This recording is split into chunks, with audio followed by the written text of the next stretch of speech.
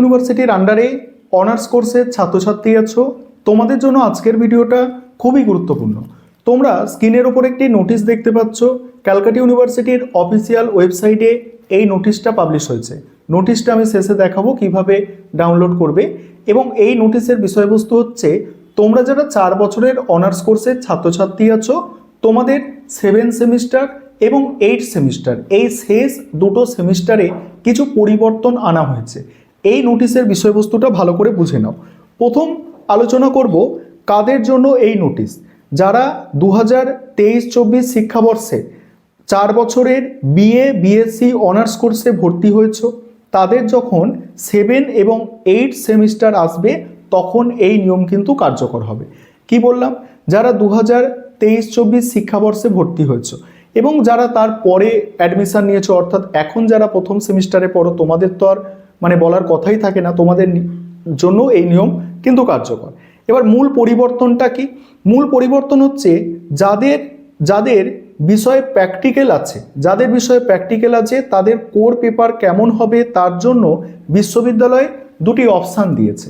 যাদের কোনো সাবজেক্টে প্র্যাকটিক্যাল আছে তাদের কোর পেপার কেমন হবে সেই ক্ষেত্রে বিশ্ববিদ্যালয় দুটো অপশান দিয়েছে। অপশান এ, যেটাকে পুরনো পদ্ধতি ছিল, একটি পেপারের থিওরি এবং প্র্যাকটিক্যাল মিশিয়ে থাকবে। একটি পেপারে কি থিওরি এবং প্র্যাকটিক্যাল মিশিয়ে থাকবে, অর্থাৎ 4 ক্রেডিটের পেপারে 3 ক্রেডিট হচ্ছে থিওরি, অর্থাৎ 75 নম্বরের থিওরি এবং 1 ক্রেডিট প্র্যাকটিক্যাল থাকবে। এটা আগেও ছিল। ক্রেডিট মানে তোমরা 1 ক্রেডিট মানে জানো 25 নম্বর। সেক্ষেত্রে বলা হচ্ছে যে অপশান এতে বলা হলো 3 ক্রেডিট থিওরি মানে 75 নম্বরের থিওরি এবং 1 ক্রেডিট প্র্যাকটিক্যাল মানে 1 ক্রেডিট হচ্ছে 25 নম্বরের, যেমন ইন্টারনাল বা টিউটোরিয়াল হয় সেটা। এবং অপশান বি, নতুন সুযোগ যেটা অপশান বি, এটা নতুন করে যোগ করা হয়েছে। অথবা বলা হচ্ছে কোনো পেপারে পুরোপুরি থিওরি হতে পারে, আবার কোনো পেপার পুরোপুরি প্র্যাকটিক্যাল হতে পারে, অর্থাৎ থিওরি এবং প্র্যাকটিক্যাল আলাদা পেপার হিসাবে থাকতে পারে। ঠিক আছে? তারপরে আরও বিষয়টা বলছি, ভালো করে শোনো। কে ঠিক করবে কোন অপশানটা চলবে?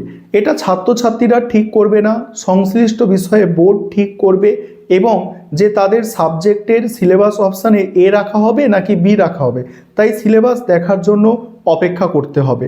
আর 4 নম্বর পয়েন্ট, আরও বিষয়বস্তু শেষে বলবো, ভালো করে শোনো। 4 নম্বর পয়েন্ট হচ্ছে, যাদের টিউটোরিয়াল আছে তাদের কি হবে? যাদের প্র্যাকটিক্যাল নেই কিন্তু টিউটোরিয়াল আছে, যেমন অনেক আর্টসের সাবজেক্ট তোমরা জানো সেখানে প্র্যাকটিক্যাল নেই, টিউটোরিয়াল আছে। আর্টসের সাবজেক্টের মধ্যে ইতিহাস, রাষ্ট্রবিজ্ঞান, শিক্ষাবিজ্ঞান, সমাজবিদ্যা, আরও বিভিন্ন সাবজেক্ট পড়ে। সেই সাবজেক্টগুলোতে কিন্তু টিউটোরিয়াল আছে, প্র্যাকটিক্যাল নেই। তাদের নিয়মে কোনো পরিবর্তন হচ্ছে না, তাদের পেপারগুলোতে আগের মতোই মিক্সড থাকবে, অর্থাৎ 3 ক্রেডিট থিওরি এবং 1 ক্রেডিট টিউটোরিয়াল, অর্থাৎ 75 নম্বরের হচ্ছে থিওরি এবং 25 নম্বরের হচ্ছে টিউটোরিয়াল। আর টিউটোরিয়ালের জন্য আলাদা কোনো 100% পেপার হবে না। ঠিক আছে? টিউটোরিয়ালের জন্য আলাদা 100% পেপার হবে এরকম কিন্তু নয়। যাদের প্র্যাকটিক্যাল আছে তাদের হতে পারে, এবং কিভাবে হবে সেটা বলছি। এবারে শেষে কি বলা হচ্ছে তাহলে তোমাদের এর সারসংক্ষেপে যদি আসি আমরা, যে ইউনিভার্সিটি সেমিস্টার 8 এবং 7 এবং 8, অর্থাৎ 7ম সেমিস্টার এবং 8ম সেমিস্টারে বিজ্ঞান বা প্র্যাকটিক্যাল বেস সাবজেক্টগুলোর জন্য ফুল প্র্যাকটিক্যাল বা ফুল থিওরি পেপার রাখার স্বাধীনতা দিল, কিন্তু টিউটোরিয়াল বেস সাবজেক্টের কাঠামো একই থাকছে। ঠিক আছে? আশা করি তোমরা বুঝতে পারছো। এবার এখানে আসি, যে এখানে যেটা নতুনভাবে যুক্ত করা হলো, বলা হলো যে সায়েন্সের যাদের প্র্যাকটিক্যাল আছে, ঠিক আছে, সেই প্র্যাকটিক্যাল সংক্রান্ত পেপার সম্পূর্ণ 100 নম্বরের প্র্যাকটিক্যাল বেস পরীক্ষা হতে পারে, বা আর্টসের মতো, আর্টসের যেমন মিক্সড হবে 75 নম্বরের থিওরি 25 নম্বরের প্র্যাকটিক্যাল, এইভাবেও হতে পারে। তবে এই যে অপশান এ হবে নাকি অপশান বি হবে, এটা সম্পূর্ণ কিন্তু ইউনিভার্সিটি চয়েস করবে।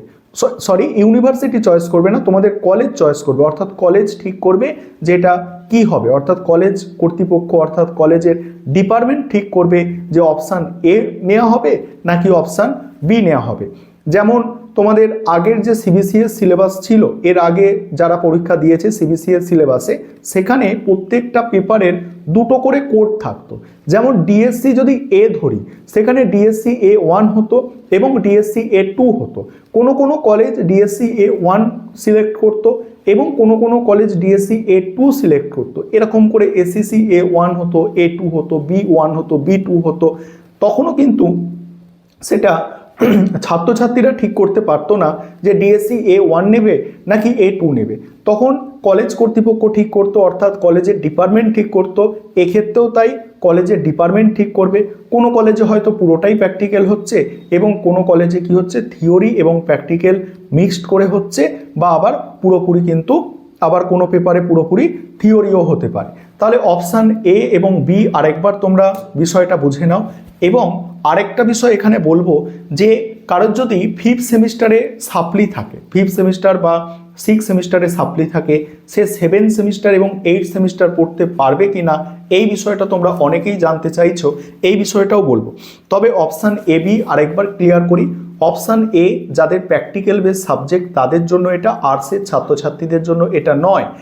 অপশান এতে কি বলা হচ্ছে যে মিক্সড থাকবে, আর্টসে যেমন মিক্সড থাকে 75 নম্বরের থিওরি, 25 নম্বরের প্র্যাকটিক্যাল। অপশান এ পুরনো পদ্ধতি সেটা থাকতে পারে।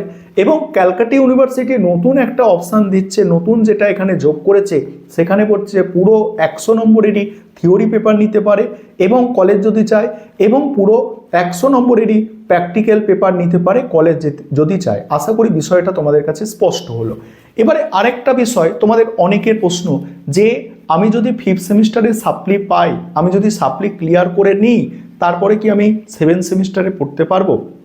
একটা কথা মাথায় রাখবে, 5th সেমিস্টারে সাপ্লি থাকলে সে ক্লিয়ার করলে 7th সেমিস্টারে পড়তে পারে। কিন্তু এখানে পড়তে কেন পারবে না, তার কারণটা কি?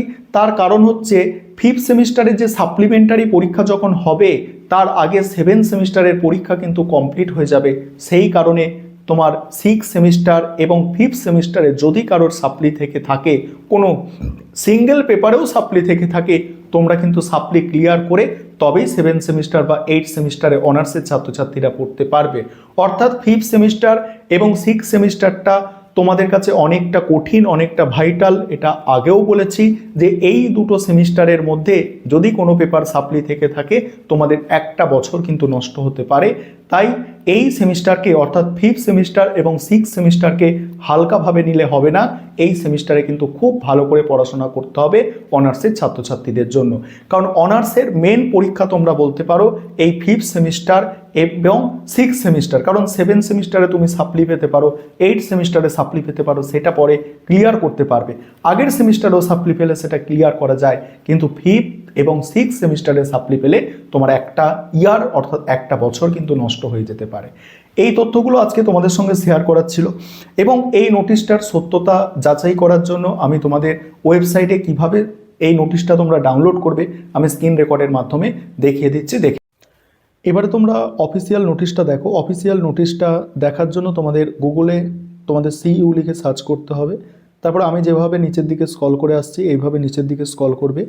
এখানে একটা তোমরা লিঙ্ক পাবে CCF/UG, এখানে তোমরা টাচ করে নেবে। CCF/UG-তে টাচ করলে, টাচ করার পরে এখানেও নিচের দিকে স্ক্রল করে আসবে।